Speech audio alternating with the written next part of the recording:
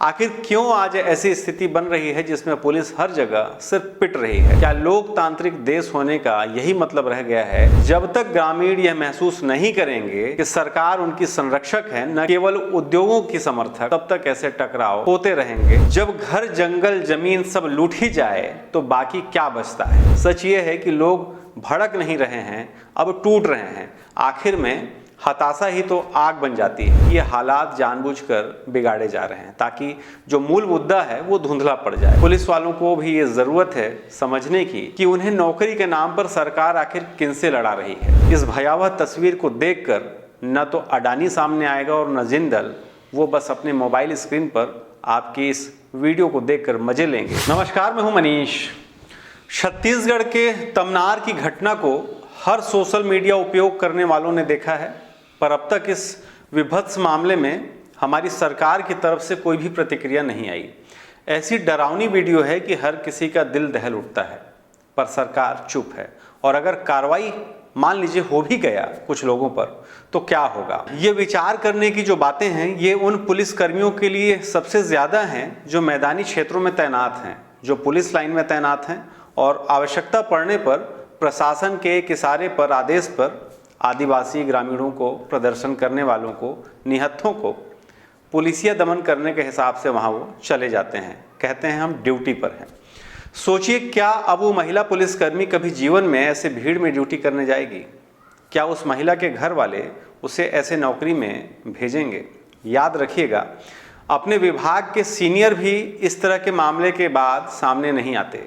प्रदेश में ग्रामीणों और पुलिस के बीच लगातार खूनी संघर्ष की जो घटनाएं छत्तीसगढ़ में घट रही हैं, वह समाज के दो महत्वपूर्ण स्तंभों, प्रशासन और नागरिक यानी ग्रामीणों के बीच गहरे अविश्वास को दर्शाती है। ऐसी स्थितियों में किसी एक पक्ष को पूरी तरह दोषी ठहराना कठिन है, क्योंकि इसके पीछे कई सामाजिक, आर्थिक और मनोवैज्ञानिक कारण होते हैं। इस टकराव की जो मुख्य वजह है, उसमें सबसे पहले संवाद की कमी है, यानी कम्युनिकेशन गैप है। प्रशासन और स्थानीय लोगों के बीच पारदर्शी संवाद का न होना।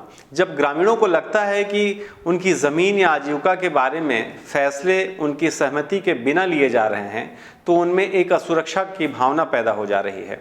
यही असुरक्षा बाद में गुस्से और हिंसा का रूप ले लेती है। दूसरा जो बिंदु है, अधिकारों और रोजी रोटी का डर मान सकते हैं। तमनार जैसे क्षेत्रों में लोग अपनी ज़मीन को केवल अपनी संपत्ति नहीं, बल्कि अपना अस्तित्व मानते हैं।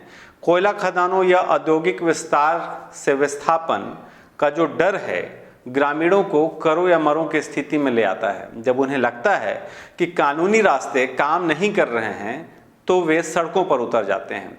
तीसरा जो बिंदु है, पुलिस की मजबूरी और सॉफ्ट टारगेट, यानी पुलिस का काम कानून व्यवस्था बनाए रखना है और प्रशासन के वे आदेशों का पालन करने लगते हैं। वे अक्सर सरकार और जनता के बीच सैंडविच बनकर पिस जाते हैं। ग्रामीण पुलिस को सरकार के दमनकारी चेहरे के रूप में देखती है, वहीं पुलिस को भीड़ को नियंत्रित करने के लिए बल प्रयोग करना पड़ता है, जो स्थिति को और बिगाड़ देता है। और अक्सर ऐसी संवेदनशील स्थितियों में कुछ बाहरी तत्व भी या स्वार्थी समूह भी शामिल होते हैं। कह सकते हैं ये कंपनियों की तरफ से ही प्रायोजित होते हैं, जो ग्रामीणों की भावनाओं को भड़काने का काम करते हैं।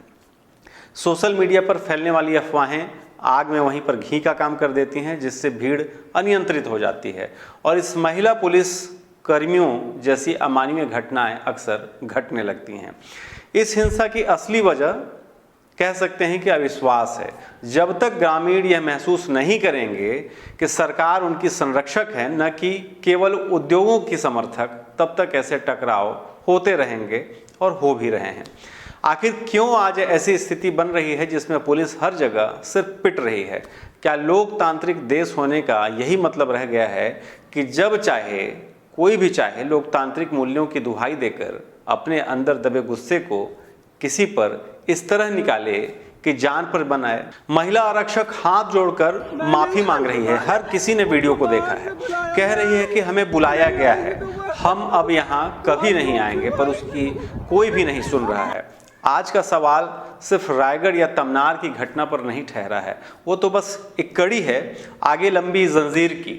असली सवाल ये है कि आग क्यों लगातार सुलग रही है, क्यों हर बार पुरानी बहस हो रही है कि भीड़ ने उग्रता दिखाई, पुलिस ने दमन किया या हमला हुआ।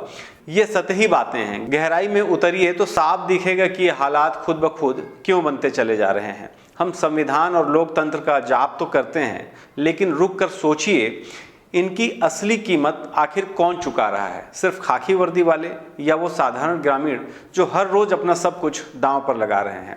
हकीकत ये है कि दोनों खून पसीना बहा रहे हैं और बीच में कोई तीसरा है जो चुपके से फसल लूट रहा है। अगर कोई ये कहे कि दोनों तरफ चूक हुई तो उसे तुरंत लेबल कर दिया जाता है। जब तक दोनों पक्ष अपनी कमियां न कबूलें, समाधान का दरवाजा बंद ही रहेगा। एक तरफ ऐसे भी वीडियो अक्सर आप देखिएगा घूमते रहते हैं सोशल मीडिया पर, जहां पुलिस की लाठियां मासूमों पर बरस रही हैं। दूसरी तरफ वो दृश्य जहां एक महिला थाना प्रभारी हाथ जोड़कर भीड़ से अपील कर रही है। विरोधाभासी लगते हैं ये दोनों वीडियो, लेकिन एक ही सिस्टम के दो चेहरे हैं। एक क्रूर है, एक लाचार है। तो ऐसे में सवाल यह है कि संविधान के किस पन्ने में पुलिस को यह हक है कि बिना वजह लाठी बरसाए? किस कानून में लिखा है कि अपमान की भाषा, धमकी का खेल या पैसे से न्याय को बेचा जाना चाहिए?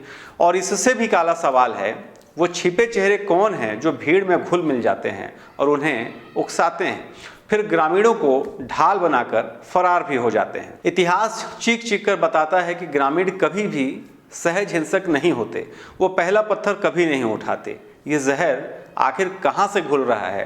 कौन वे सियार हैं जो ग्रामीणों के हक की चिता जलाकर अपनी रोटियां सेक रहे हैं? जब घर, जंगल, जमीन सब लूट ही जाए तो बाकी क्या बचता है? इज्जत, सम्मान। और जब वही बार बार कुचला जाए तो कोई शांति की जुबान कैसे लड़े जब बहरे कान की सरकार सत्ता में हो? आज भी नसीहतें मिलती हैं कि शांतिपूर्ण तरीके से रहो, गांधी मार्ग अपनाओ। अरे भाई, हम कौन से युग में जी रहे हैं? इतिहास गवाह है, शांति से आंदोलन करने वाले तो सैकड़ों थे, बदले में आखिर उन्हें क्या मिला? अनसुनी पुकारें, फाइलों का धूल या लाठियों का दबाव। फिर आश्चर्य आखिर क्यों है कि लोग भड़क उठे? सच ये है कि लोग भड़क नहीं रहे हैं, अब टूट रहे हैं। आखिर में हताशा ही तो आग बन जाती है। एक बात हम आपको समझना होगा कि ये हालात जानबूझकर बिगाड़े जा रहे हैं ताकि जो मूल मुद्दा है वो धुंधला पड़ जाए। पहले शांति थी, आंदोलनकारी संयम से लड़ते थे। आज उसी जमीन पर आक्रोश आखिर क्यों फूट रहा है? सरकार अगर अपनी जनता के लिए ईमानदार होती, प्रशासन प्रधान सेवक की चापलूसी वाली मन की बात न सुनकर ग्रामीणों से दिल की बात करता, पुलिस को भ्रष्टाचार और दबाव से आज़ाद रखता, तो आज न लाठियाँ चलती न पत्थर। ये उथल पुथल किसी एक भीड़ या अफसर की भूल नहीं है, ये सत्ता की बेरुखी की पैदावार है।